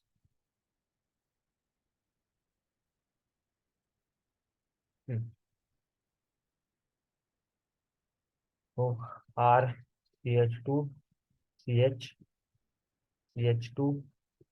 R double dash, and this is R. This is our secondary product. Take bana. Third is like we can go for intermolecular hydrogen abstraction. Intermolecular hydrogen abstraction, जिससे क्या बनेगा, जिससे बनेगा is our कीटीन। ठीक है, तो असाइल वाला जब है RCH2 RCH2 C double bond हो असाइल रेडिकल, जब भी किसके साथ इन्वॉल्व हुआ है, we are getting it involve in, ketene नहीं बनता यहाँ पे, सॉरी। इंटर हम intermolecular hydrogen abstraction from alkene and from alkane and alkenes. Okay, so हम थोड़ा गलत हुआ, थोड़ा गलत। हाइड्रोजन एक्सट्रैक्शन की ही क्या, intermolecular hydrogen abstraction to form alkanes and alkene, यानी कि अभी जो प्रोडक्ट बने थे ऊपर, जैसे कि असाइल तो डी कार्बोनिलेशन से चला गया था ना, RCH2 plus R dash CH2, इसे R डबल डैश। तो ये क्या कर सकते हैं हम लोग, यहाँ से बन सकता है हमारा RCH3 plus RCH double bond CHR double dash. यानी क्या हुआ देखो, ये वाला हाइड्रोजन, और देखो यहाँ पे जो अल्फा वाला ग्रुप है ना with respect to alkyl radical, उसका वाला जो हाइड्रोजन है वो इंटरेक्ट करेंगे और यहाँ पे रेडिकल बन के डबल बॉन्ड फॉर्म हो जाएगा। ठीक है, ये हुई एक प्रोसेस। अगली प्रोसेस हो सकती है हमारे पास इंटर हाइड्रोजन एब्स्ट्रैक्शन। अभी एक और कर सकते हैं कि इंटर मॉलिक्यूलर हाइड्रोजन एब्स्ट्रैक्शन हो सकता है, abstraction by acyl radical from alkyl radical, from alkyl radical. ठीक है, यानी कि हमारा RCH2 C double bond O वाला जो है रेडिकल, ये वाला जो रेडिकल है ना, ये किसके साथ कंबाइन कर रहा है अभी, R डैश CH, ये radical CH2 R double bond, या डेफिनेटली ये क्या कर असल अल्काइल फॉर्म अल्काइल रेडिकल, जिससे एक अल्कीन प्रिपेयर हो सके। ठीक है, एल्डिहाइड्स बनेंगे। एग्जैक्टली, यहाँ पे भी वही होगा, हाइड्रोजन एक्सट्रैक्ट करना है फ्रॉम अल्काइल वाला, तो अल्फा पोजीशन से जाएगा। ओके, सो दिस या it combines in this fashion. यहाँ से क्या बनेगा, एक तो बनेगा aldehyde C double bond OH, और एक बनेगा हमारे पास अल्कीन, इस RCH double bond CHR double dash single dash. Yes, दूसरा है intermolecular hydrogen abstraction, intermolecular hydrogen abstraction, abstraction by alkene अभी, हाँ, abstraction by alkyl radical, by alkyl radical from acyl radical, acyl radical, यानी कि RCH2 C double bond O ठीक है, एक H ऐसे दिखा देते हैं, plus CHR dash, CH2R double dash.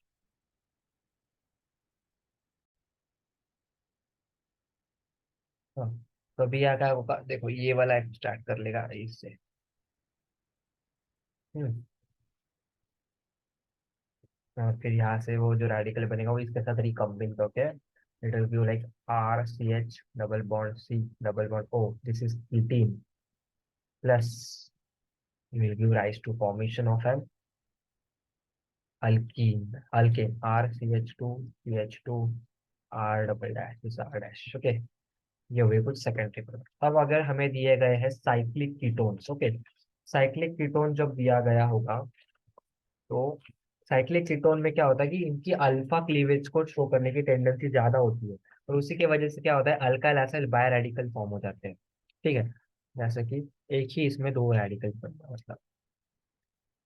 ठीक है, इससे क्या हो जाएगा, अल्काइल बाय रेडिकल्स बन जाएंगे।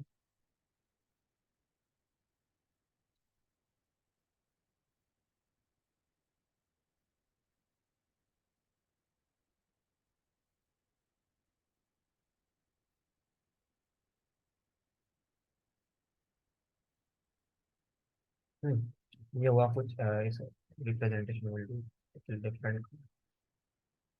हम्म, ये रेडिकल है, ये रेडिकल है। ठीक है, अब यहाँ से क्या हो सकता है, दो वे में जा सकती है। पहले तो हो जाएगा कि डीकार्बोनाइलेशन, डीकार्बोनाइलेशन हो जाएगा, जिससे CO mono carbon monoxide gas release हो जाएगी। जिससे क्या बनेगा हमारे पास, जिससे हमारे पास बनेगा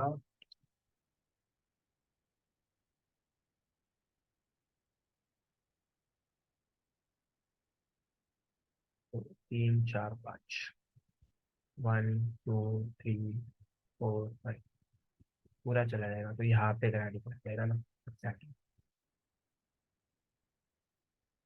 ओके, ये आ जाने के बाद क्या बन सकता है, डिकार्बोनाइलेशन हुआ।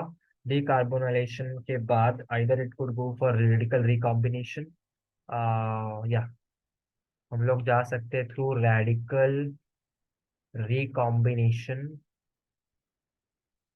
यानी ये दो रेडिकल्स ऐसे कंबाइन हो जाएंगे यहाँ से, उससे प्रोडक्ट बनेगा कुछ साइक्लोपेंटेन। या फिर it would go like proton abstraction from its alpha position.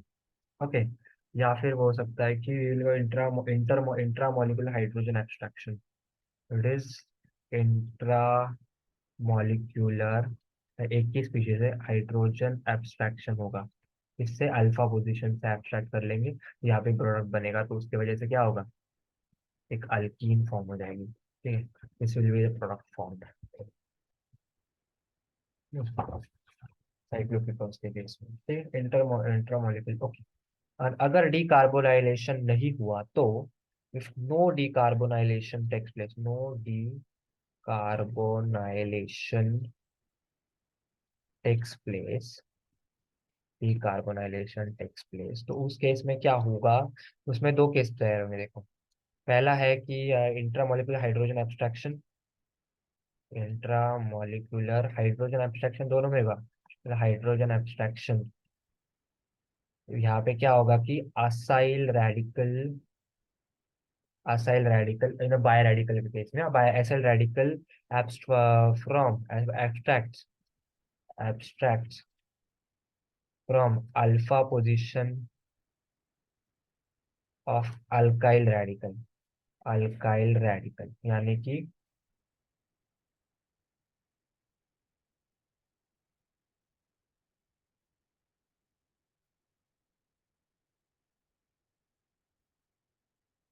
ये हुआ इसका अल्फा पोजीशन, तो ये यहाँ से क्या करता है, यहाँ से एब्स्ट्रैक्ट कर देगा।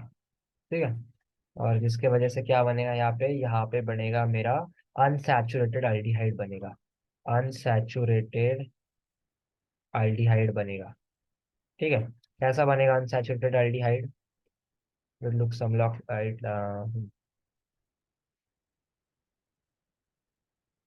CHO, ठीक है। क्यों? क्योंकि ये कॉम्बाइन हुआ है, यहाँ पे हाइड्रोजन अटैच हो जाएगा और यहाँ से एक रेडिकल बन जाएगा, ये रेडिकल रिकॉम्बाइन होके क्या दे जाएगा मुझे, एक अल्कीन वाला ट्रिपल बॉन्ड दे देगा। दूसरा है कि मुझे इंट्रामॉलिक्यूलर हाइड्रोजन एक्सट्रैक्शन से जाऊं, हाइड्रोजन एक्सट्रैक्शन से जाऊं और यहाँ से क्या इल्ड कर लूँ, यहाँ से इल्ड कर लूँ from alkyl abstracts alkyl radical abstracts from alpha of your acyl radical. वहां से क्या बनेगा प्रोडक्ट देखते हैं।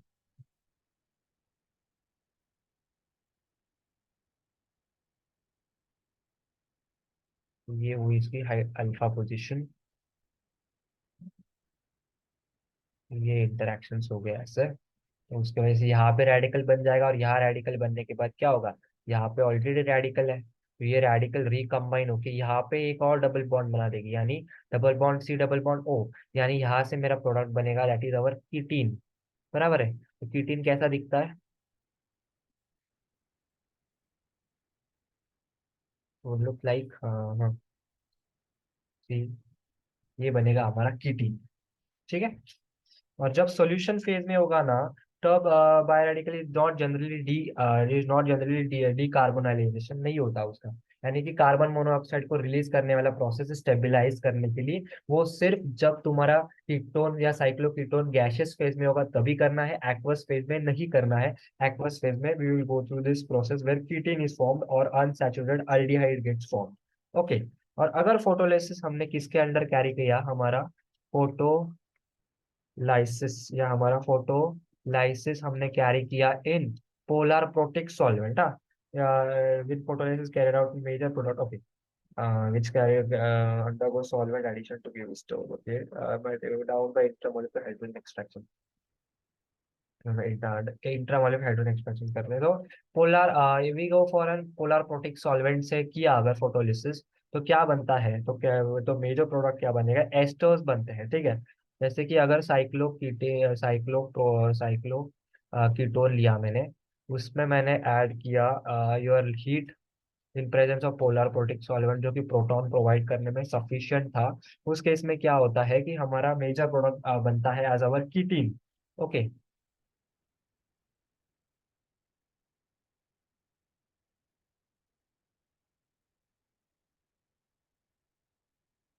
डबल बॉन्ड हो, और हाँ, कीटीन बनता है बेसिकली, ठीक है। यहाँ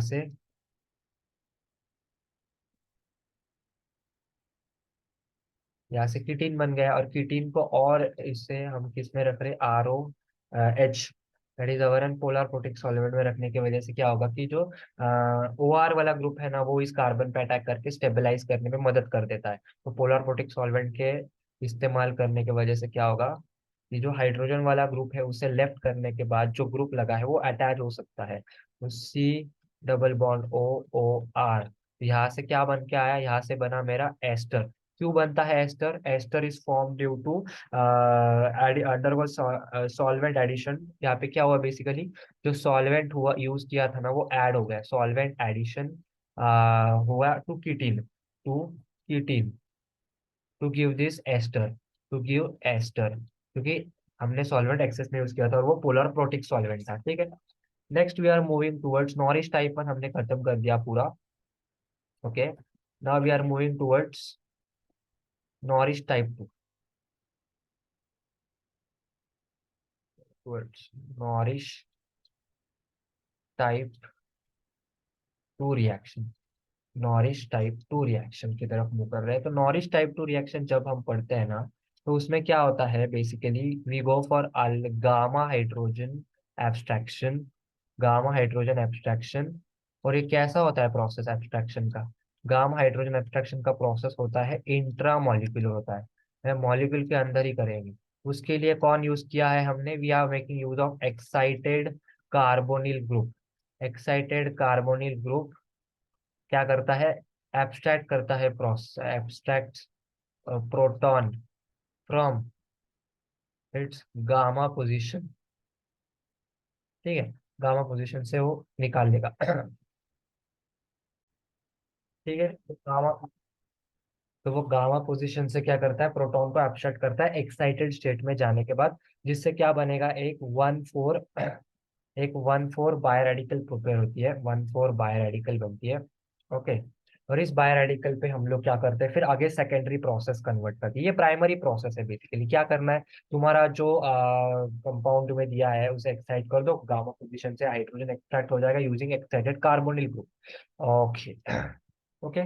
तो देखो इसमें क्या होगा, देखो पहले वो पढ़ लिया हमने, 1,4 biradical as major product बना, जो है प्राइमरी प्रोसेस। तो उसके बाद क्या होगा, दो प्रोसेस हो सकते हैं, सेकेंडरी प्रोसेस है, ठीक है। इनिशियल एक रिएक्टेंट के सबसे चेक कर लेते हैं हम लोग। We have R C double bond O, we have R and we have R double dash R dash, और यह हाइड्रोजन था, ठीक है। ये क्या करते हैं, इसे हीट करके हम लोग एक्साइटेड स्टेट में ले चलते हैं, तो it becomes R C double bond O, R dash R double dash, यहाँ से एक हाइड्रोजन होता है। तो वो क्या करता है, देखो ये हाइड्रोजन और ये यहाँ से एक्सट्रैक्ट कर लेगा इस हाइड्रोजन को, ठीक है। हाइड्रोजन को एक्सट्रैक्ट करने के बाद यहाँ पे रेडिकल बन जाता है, बराबर। और यहाँ एक रेडिकल बनेगा, तो इट बिकम्स लाइक 1,4 रेडिकल बनेगा, R C O H R dash R double dash. यहाँ पे यहाँ पे एक पोजीशन है, ये इस पोजीशन पे एक रेडिकल है, तो इट इज 1 2 3 4, इसीलिए इसे क्या करते हैं हम लोग, 1,4 बाय रेडिकल कहते हैं। ये क्या है, हमारा फर्स्ट प्राइमरी प्रोसेस का मेजर प्रोडक्ट है। अब ये क्या करेगा, ये various secondary process through under होगा। सेकेंडरी प्रोसेस में क्या क्या आता है, सेकेंडरी प्रोसेस में आता है हमारा, फर्स्ट तो है कि फ्रैगमेंटेशन हो जाए, या दूसरा है कि इंटरमॉलिक्यूलर हाइड्रोजन एब्स्ट्रैक्ट कर ले, intramolecular intramolecular recombination, intramolecular recombination, intramolecular recombination हो जाए, ठीक है। फ्रैगमेंटेशन मतलब क्या हुआ, बेसिकली देखो, is R C O H, ठीक है, R dash R double dash, इसके ऊपर रेडिकल्स कहाँ है, कार्बन के ऊपर ये, और यहाँ पे एक है 1 and 4 पोजीशन पे, तो इसका फ्रेगमेंटेशन यानी इसका ब्रेक थ्रू हो जाना, और इससे क्या बनेगा, इससे बनेगा R C O H, we get to form is,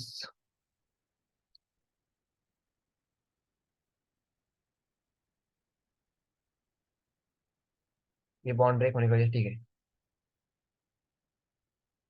hmm. We have one on ear, इसके साथ क्या क्या बना था, या R1 या R2 नहीं है सर, ठीक है सकते,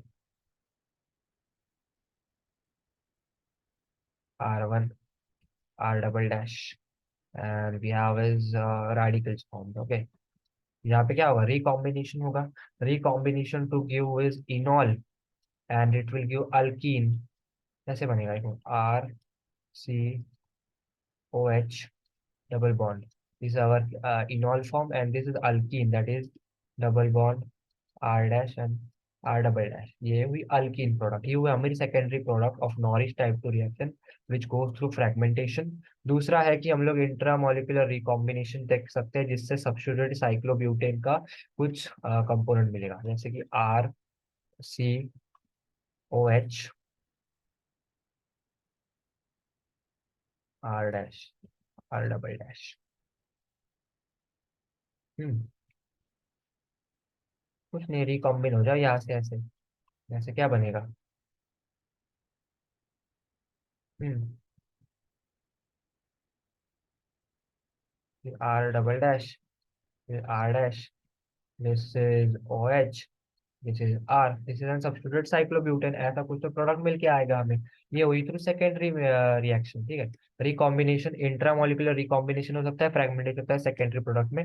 नॉरिश टाइप 2 रिएक्शन में फर्स्टली क्या बनेगा, 1,4 बायोरेडिकल बनेगा, जिसमें क्या होगा कि पहले ये ग्राउंड स्टेट में थे, ग्राउंड स्टेट से फिर से ये एक्साइटेड स्टेट में जाने के बाद इंटरेक्शन हो गए।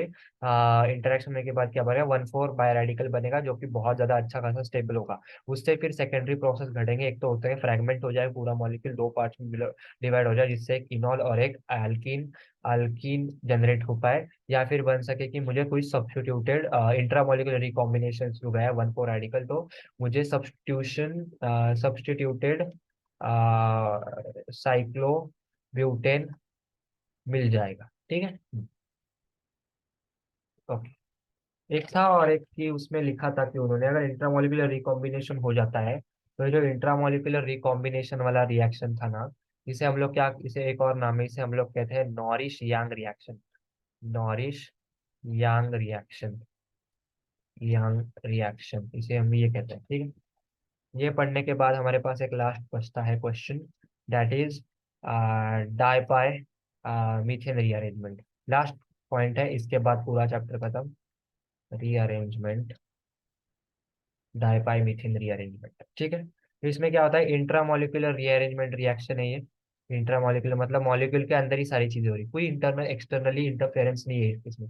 इंट्रामोलिकुलर रीअरेंजमेंट है। ठीक है। हाँ, इंट्रामोलिकुलर रीअरेंजमेंट, जिसमें क्या है, एक 1,4 डाइन सिस्टम हमने कंसिडर की है। जिसमें क्या होता है, कन्वर्ट होती है इनटू एन अलाइलिक पोजीशन पे एक साइक्लोप्रोपेन आ जाएगा। दैट इज अलाइलिक पोजीशन पे एक क्या आना चाहिए, साइक्लोप्रोपेन आना चाहिए। साइक्लोप्रोपेन बराबर है। It must give us allyl नहीं, sorry, it must give us vinyl position पे, vinyl cyclopropane.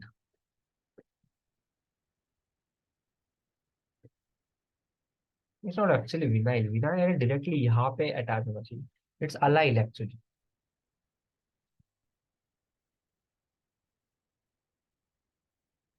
It's allyl position पे क्या हो जाएगा, एक साइक्लोप्रोपेन रिंग अटैच हो जाएगी। ठीक है।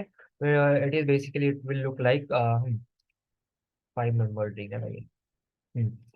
इज 1 2 3 4 5। ये हुई एक 1,4 डाइन सिस्टम हुई, बराबर। 1,4 डाइन सिस्टम है, इसे लाइट के प्रेजेंस में रख देंगे तो क्या बन जाएगा यहाँ से, ये प्रोडक्ट बनेगा। दैट इज अलाइलिक पोजीशन पे क्या हुआ, एक साइक्लोप्रोपेन रिंग अटैच हुई। लेकिन क्या हुआ देखो, यहाँ पे हम लोग बेसिक चेक करेंगे तो क्या होगा कि 1,2 वाला बॉन्ड उठ के कहाँ लग गया, 3 पे लग गया। दैट इज 1 और 3 का कॉम्बिनेशन हुआ है ना, बेसिकली ऐसा ही देख रहे हैं, बराबर है। बस ये वाला बॉन्ड उठा के यहाँ अटैच कर दिया, 1 और 3 को कंबाइन किया, और बाकी मॉलिक्यूल वैसा का वैसा है। और यहाँ से क्या लग रहा है मुझे कि 3 और 4 जो कार्बन वाला सिंगल सिग्मा बॉन्ड है, उसका कोई क्लीवेज हुआ नहीं है। लेकिन जब हम मैकेनिज्म देखते हैं ना, तो मैकेनिज्म में कुछ ऐसा ऑप्शन होता है कि जब भी मेरे पास एक डाइन सिस्टम है 1,4 वाली, ठीक है, 1 2 3 4 5, तो जब भी इसका होमोलिटिक क्लीवेज ऑकर करेंगे हम लोग, we go for its homolytic cleavage, जिसमें क्या बनता है, ठीक है। हम्म,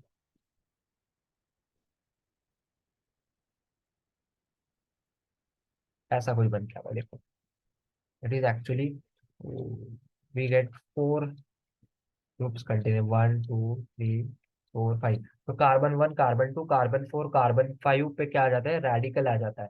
और यहाँ क्या होता है कि कार्बन 2 पे जो रेडिकल है, C2C4 रेडिकल रिकम्बाइन कर जाते हैं to give an cyclopropane ring. Cyclopropane ring बनेगा यहाँ से, बराबर। कैसे बनेगा, ये रिंग काफी कॉम्बिन होगी, और यहाँ पे क्या है ना हमारा, प्रेजेंट तो है ही रेडिकल, और कार्बन 1 एंड कार्बन 5 पे तो है ही 3 4 5। तो क्या होता है देखो, carbon 4 and carbon 1 and carbon 5 के ऊपर एक रेडिकल प्रेजेंट है, लेकिन ड्यू टू लाइट क्या होता है, बॉन्ड फॉर्म हुआ, और लाइट के वजह से क्या होता है कि कार्बन 3 एंड कार्बन 4 के बीच में वाला जो सिग्मा बॉन्ड है ना, वो क्लीव हो जाता है होमोलिटिकली टू टू रेडिकल्स। उसके वजह से देखो,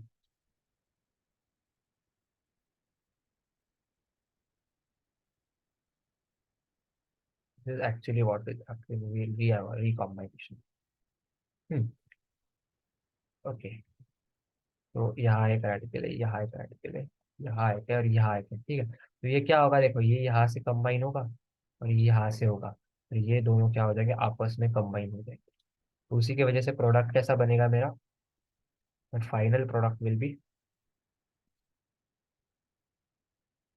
yes, this will be my final product. लेकिन हमने जब ये रिएक्शन देखी थी डाई मीथेन की, तब हमें ऑब्जर्व किया कि सिर्फ 1 और 3 बॉन्ड करेक्ट हुआ है, ये बाकी पार्ट तो अनअटैच था। लेकिन 3-4 बॉन्ड का भी क्लीवेज हुआ है। जब ये मैकेनिज्म थ्रू गए तब हमें पता चला, क्योंकि यहाँ पे क्या होता है, 1-2 migration to form 3 membered cyclopropane ring.